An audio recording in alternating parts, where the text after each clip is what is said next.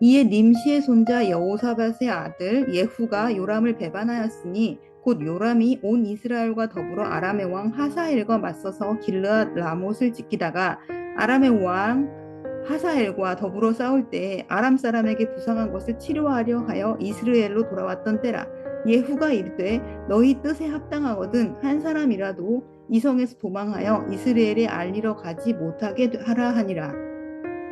예후가 병거를 타고 이스라엘로 가니 요람 왕이 거기에 누워 있었음이라. 유다의 왕 아하시아는 요람을 보러 내려왔더라. 이스라엘 망대에 파수꾼 하나가 서 있더니 예후의 무리가 오는 것을 보고 이르되 내가 한 무리를 보나이다 하니 요람이 이르되 한 사람을 말에 태워 보내어 맞이하여 평안하냐 묻게 하라 하는지라. 한 사람이 말을 타고 가서 만나 이르되 왕의 말씀이 평안하냐 하시더이다 하매 예후가 이르되 평안이 내게 상관이 있느냐 내 뒤로 물러나라 하니라. 파수꾼이 전하여 이르되 사자가 그들에게 갔으나 돌아오지 아니하나이다 하는지라.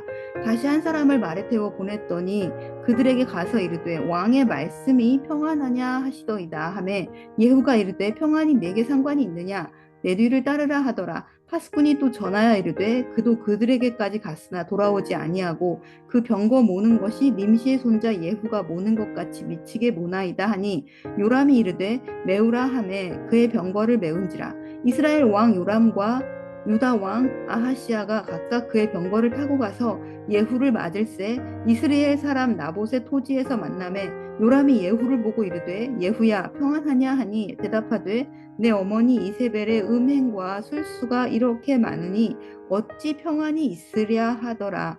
요람이 곧 손을 돌이켜 도망하며 아하시아에게 이르되 아하시아여 반역이로다 하니 예후가 힘을 다하여 활을 당겨 요람의 두 팔 사이를 쏘니 화살이 그의 염통을 꿰뚫고 나오매 그가 병거 가운데 엎드러진지라. 예후가 그의 장관 빛갈에게 이르되 그 시체를 가져다가 이스라엘 사람 나봇의 밭에 던지라. 내가 기억하려니와 이전에 너와 내가 함께 타고 그의 아버지 아합을 쫓았을 때에 여호와께서 이같이 그의 일을 예언하셨느니라. 여호와께서 말씀하시기를 내가 어제 나봇의 피와 그의 아들들의 피를 분명히 보았노라. 여호와께서 또 말씀하시기를 이 토지에서 내게 갚으리라 하셨으니 그런즉 여호와의 말씀대로 그의 시체를 가져다가 이 밭에 던질지니라 하는지라.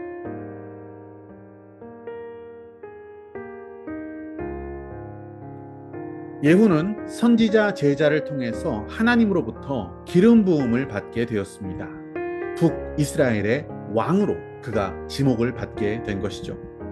예후는 군대를 이끌고 현재 왕인 요람, 그가 병 치료차 머물고 있었던 이스라엘로 행하게 되었습니다.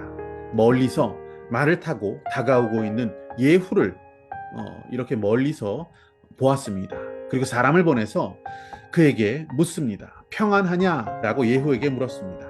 하지만 예후는 대답하지 않고 요람 왕에게 계속해서 달려왔습니다. 그 모습을 보게 된 요람 왕은 직접 병거를 타고 예후에게 나아갑니다. 그들이 그렇게 만나게 된 장소는 나봇의 토지가 있었던 그곳이었습니다. 오늘 본문 9장 22절 말씀은 그들의 대화, 그들이 만나서 했던 대화를 이렇게 기록해 놓고 있습니다. 요람이 현재 왕이죠.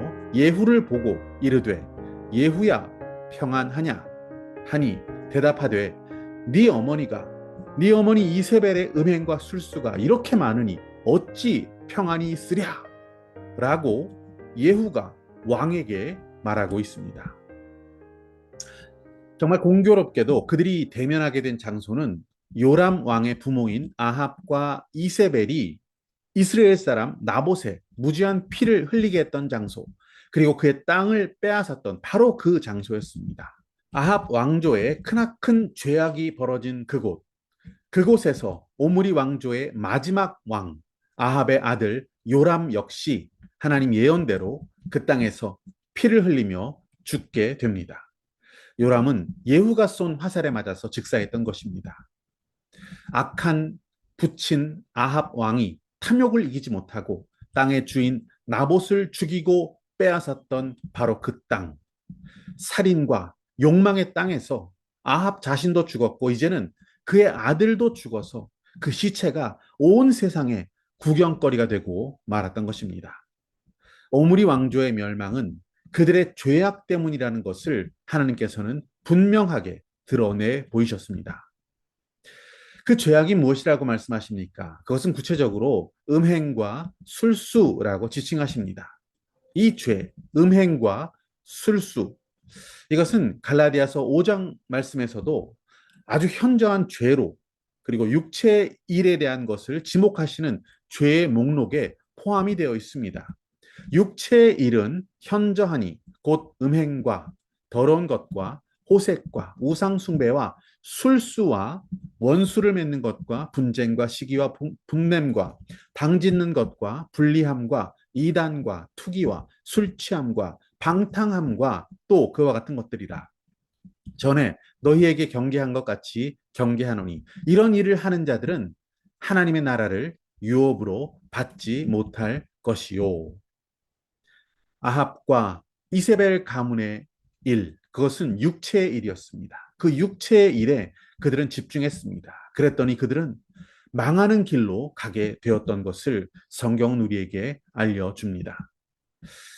자기 육체를 위해서 욕심으로 육체의 일을 하는 자, 죄악의 씨를 심는 자는 결국 썩어질 것을 거두게 될 것이고, 성령을 위하여 심는 자는 성령으로부터 영원한 것, 영원한 생명을 거두게 될 것이다. 이렇게 주님은 말씀하신 바 있습니다. 죄를 이기는 것, 이것은 육체를 가진, 육신의 몸을 가진 우리에게는 결코 쉽지는 않습니다. 죄와 이 욕심을 이겨보려고 씨름하고 발버둥 칠 것이 아니라 우리가 해야 할 일은 성령의 일, 영원한 것을 심는 삶에 집중하면 되는 것입니다. 하나님 말씀을 사모하는 삶, 기도하는 삶, 순종하는 삶을 살라라고 말씀하십니다.